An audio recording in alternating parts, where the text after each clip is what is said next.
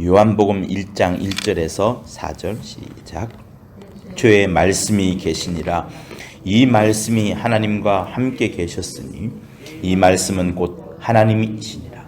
그가 태초에 하나님과 함께 계셨고 만물이 그로 말미암아 지은 바 되었으니 지은 것이 하나도 그가 없이는 된 것이 없느니라. 그 안에 생명이 있었으니 이 생명은 사람들의 빛이라.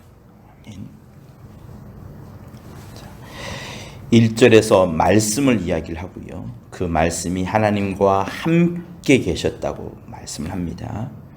그 말씀이 하나님과 함께 계심으로 모든 만물이 그로 말미암아 지은 바 되었다. 이렇게 본문은 이야기를 합니다.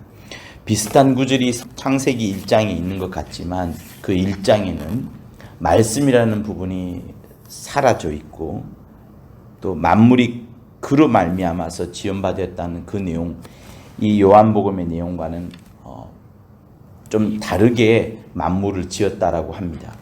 그러니 구약을 넘어서서 신약에 와서 예수를 만난 요한이 깨닫고 보니 또 하나님의 아들로부터 말씀을 듣고 보니 내 앞에 있는 예수, 우리에게 가르쳐준 예수, 예루살렘에서 갈릴리에서 온 지경에서 하나님 아버지를 드러내었던 그 예수의 말씀을 들어보니 예수 때문에, 예수로 인하여, 예수를 위하여 이 만물이 지어졌다는 것을 확인하게 됩니다. 그래서 예수를 제외하고서는 아무런 생각을 할 수도 없고 우리가 나아갈 방향, 기도할 방향, 의지할 방향이 없다는 것을 요한은 확인하면서 우리에게 이 만물, 보다 더 뛰어난 만물이 그로 말미암아 지은 바 되었으니 지은 것이 하나도 예수 그가 말씀 없이는 된 것이 없느니라는 그 말씀을 방점을 찍고 있습니다. 여러분, 천지 만물은 다 이 땅에서 지어진 거예요. 곧 다시 말하면 창세기 1장에 나오는 천지 만물은 땅으로 보시면 됩니다. 그러나 그 땅과 가장 대치되는 것이 있으니 그것을 하늘이라 했고 더 정확하게 말하면 하나님의 하늘, 궁창이나 우주의 하늘이 아니라 그 너머에 있는 하나님의 하늘을 말하는 겁니다.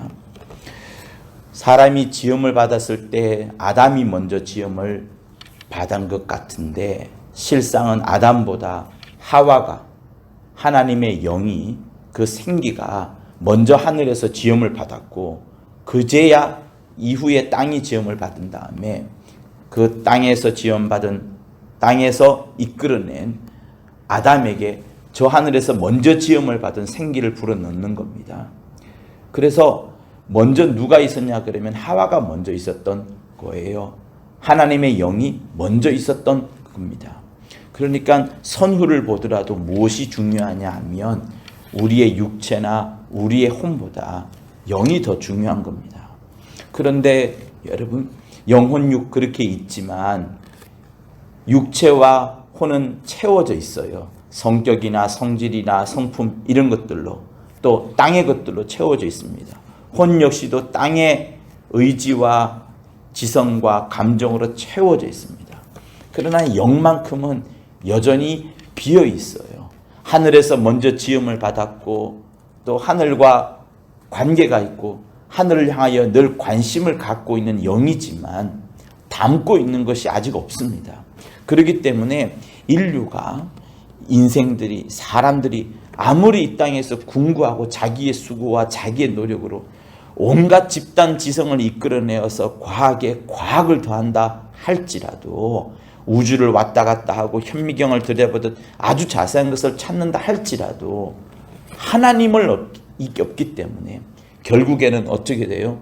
천지 만물과 함께 없어질 때 다 없어지고 사그라들고 마는 겁니다. 오직 영만 남는 거죠. 그런데 그 영에 그렇게 영이 붙들려 있으면 그 영은 이 땅과 함께 사라질 때, 불못에 사라질 때 같이 사라지고 맙니다. 그러나 하나님께서 이를 가만히 두시지 아니하시고 그 영에 말씀을 주심으로 그 말씀이 우리에게 계명이 될 때에 영이 살아나고 되고 그 영이 받아들였던 하나님의 말씀에 있는 하나님 말씀의 인격, 하나님 말씀 속에 있는 하나님의 인격, 하나님의 감정, 하나님의 의지들이 영혼을 일깨워내고 힘을 붙들어주고 그 안에 생명인 예수의 이름이 막 작동하게 되고 또 성령이 그 안에서 마음껏 후원하게 되니 이제 영이 힘을 바짝 받으니 그때부터 영이 혼을 지배하게 되고 혼이 육체를 지배하게 되고 육체가 환경을 바꾸어 나가서 우리가 마침내는 이 땅에서 승리하게 되고 이기게 되는 것이 바로 이 원리가 있는 겁니다. 그러므로 성도 여러분, 이 땅의 것으로는 우리가 아무리 수고한다 할지라도 얻을 것이 없게 되고요. 얻은다 한들 이 땅과 나중에 다 함께 사라지고 마는 겁니다. 오직 하늘에서 온 지금 여러분 속에 있는 여러분의 영, 그 영에다가 하나님의 말씀을 이 땅의 것이 아닌 하나님의 말씀을 받아들이고 그 말씀을 자기의 계명처럼 여겨서 순종하고 또 순종하고 성령의 충만함을 받고 예수 이름의 생명을 얻고 예수께서 비춰주는 강력한 빛으로 여러분의 환경에 있는 어두움들을, 여러분 육체에 있는 어두움들을 몰아낼 때 우리가 이겨내는 겁니다. 그래서 하늘과 땅이 이렇게도 큰 차이가 여러분 있는 겁니다. 땅의 것으로 아무리 수고한들 그것은 결국은 자기 의밖에 되지 않는 것이고 땅의 것으로 수고한들 그 자기 의가 된 것이 결국에는 하나님을 오히려 더 방해하고 꺾을 수밖에 없는 겁니다.